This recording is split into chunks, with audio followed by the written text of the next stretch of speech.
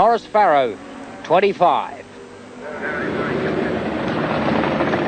On the grid now as they line up for leg 2. And really a wide-open championship at this stage. It has been very closely contested. Graham, perhaps a little unlike the Marlborough Series days, where somebody tended to dominate fairly early on, and it was a case of catching up for the minor places, whereas this series is definitely wide open. Well, Tony, I think what's happened is after Wanganui, everybody's had different problems with their bikes and all that, and they've got them sorted out. And I think the bike that seems to be working really the best is Dave Hiscock's bike. It worked really good at Wanganui. He had a bit of carburetor trouble. He actually broke a needle valve in the carburetor, so it got stuck. Ready to go now. 32nd forward up. Flag any time. They're away in leg 2 of Formula 1 at Gracefeild. Lots of wheelies being pulled up there. Racing into the first corner. Robbie Phillips, Roger Freep, Stuart Vaughn, Robert Holt. Robbie Phillips leading them round. Through the first corner, Stuart Avant up there as well. Dave Hiscock handy in third place. Norris Farrow going into fourth. Some amazing racing in leg 1 of this event, when Robert Holden came back, having dropped down to 7th position and raced his way back up to 3rd. On lap time, Stuart Avant had a 52.7 and a 52.8. Dave Hiscock had a 52.6, and we believe unofficially that Robert Holden had a 52.5. I was speaking earlier to Stuart Vaughn. He was saying the problem he's having is that Hiscock's bike's too fast. So it just goes to show you that the 4-strokes are definitely a thing to be reckoned with around this even long circuit.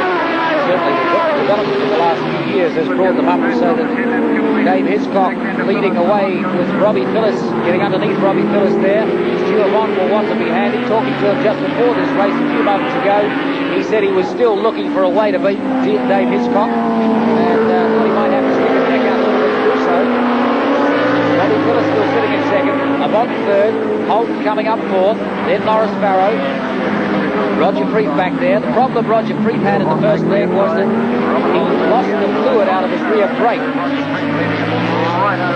And Glenn Williams had a problem with fluid as well. He popped the seal on his front forks and got fluid from the front forks all over his exhaust at the front of the motor, and he couldn't continue. I wonder if that was from doing too many wheelies, Tony. When the forks come down with such a bang that you get the hydraulic fluid being pumped up, and the seals sometimes just don't quite hold that in. Quite possible. Dave Hiscock leads in. Robbie Phillips. Robert Holden up past the box. Holden into third, Avant fourth. Well, while they're racing away for second, third and fourth places, Dave Hiscock's taking advantage of it, getting as far out in front as he can. Robbie Phillips trying to hold on to it. Phillips didn't feel happy at all with the circuit in the first leg. He said that he felt it was too bumpy to do things right, and he really felt that he would have been sticking his neck out a long way to be in contention. You see Norris Farrow's moved right up there into 5th spot, just behind Avant. He actually did pass Stuart earlier on. It's Robert Holden up to second in front of Phillips. Savant back behind him. Norris Farrow high-sides it over the top. He looks okay. There doesn't seem to be too much problem there. Bikes in the middle of the track. That was a classic of what we call high side. A tyre letting go. You can see the black mark there, gripping and then pushing the front the opposite way. And a nice little gesture from Kevin McGee as he came round immediately afterwards, letting let's have a look at it again. Watch the back wheel. There it goes. Well, he was actually lucky to get out of that without being hurt. In actual fact, Norris did a very good job there of doing almost a judo-style fall. Very lucky to get out without being hurt of that. Norris Farrow putting him out of contention, but Dave Hiscock, meanwhile, has pushed away to a nice comfortable lead at the moment. Robin Holden looks like he's going to try and give him a run for his money, and he must be the form rider today outside of Dave Hiscock. He certainly looks to have the measure of most, but Robert Holden, Graham, is the man who's been doing amazing things. Robert looks as if he's got himself under control here, and I wouldn't be surprised if Dave's going to have to pull something out of the bag, because he's going to be looking over his shoulder, and there's Robert Holden right there with him. So Dave Hiscock from Wellington, Robert Holden from Wellington, Stuart Vaughn, originally from Christchurch, back in 4th place. Hiscock already lapping back markers. Number 107 Philip Simpson on his 2 km Hiscock, Robert Holden, Stuart Vaughn, Robbie Phillips, and then Roger Freeth is the order at the moment. Robert Holden and Dave Hiscock taking different lines into the front straight. This bike that Robert Holden is on is the same bike that he ran with a different number 3 at Wanganui. They've given him number 4 here for some strange reason, but it's actually Bob Tooby's bike. It was originally Dave Hiscock's bike. Formula 1 bike, built up very, very well, and obviously he's good on this circuit, and Robert Holden looks like he's going to give Dave Hiscock a run for his money. I think Dave's going to be in control. I don't think there's going to be any problems with Robert Holden. Hiscock knows, I think, he's there. Dave Hiscock holding on Robert Holden riding really for all his work. Stuart Vaughn in third place, but starting to lose touch just a little. Let's see if Dave Hiscock can pull out a couple of fast laps. Something we've come to expect from Dave Hiscock is when he's challenged like that, he can just raise it a notch. I wonder if he can do it here and pull out a second or a couple of seconds. Well, the time I just got Dave Hiscock on there was 53.89 seconds, which isn't all that fast. Great racing between Hiscock and Holden. Dave Hiscock being strongly challenged by Robert Holden. And meanwhile, Stuart Vaughn is closing up on him in third place. Robert Phillips still back in fourth. And then Roger Freeth. I wonder if Stuart Vaughn is actually catching. Yes, he is.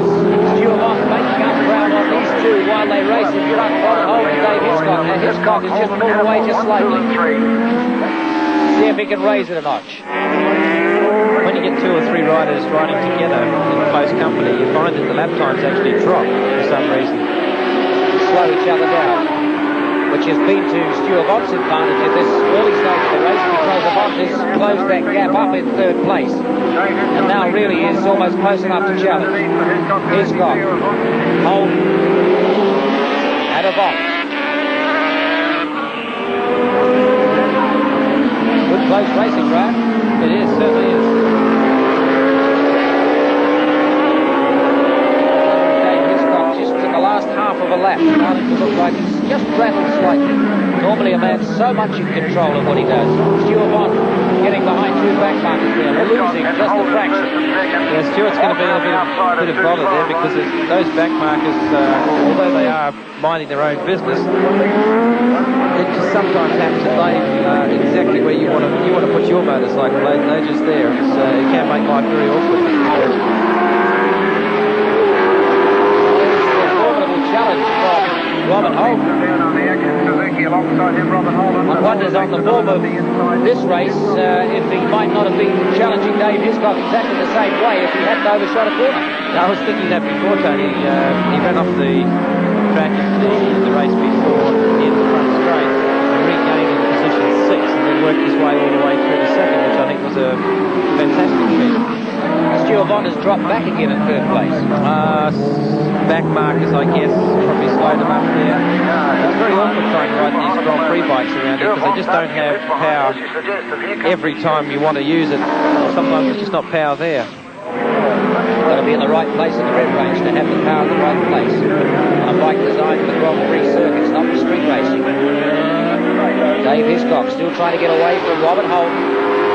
Stuart Vaughn dropped back just slightly on the last lap. He was within white flag out this time round. So on the last lap, and Stuart Vaughn may have lost the opportunity he had about a lap ago to get close enough to challenge. Robert Holden sitting behind Dave Hiscock. I think Graham Crosby, you might have been right. Hiscock might just have it under control. I don't think it's quick enough to challenge but not to pass. Holden, I'm hazarding a guess here that Holden will run up behind him on the entrance to the S's and run wide through the S's, so he'll try and slip up underneath him into the corner prior to the front straight. The order of the race at the moment is the order of the points table as well. Dave Hiscock leads from Robert Holden from Stuart Vaughn. Let's have a look. Down to the front straight this time. And waiting for the check-in.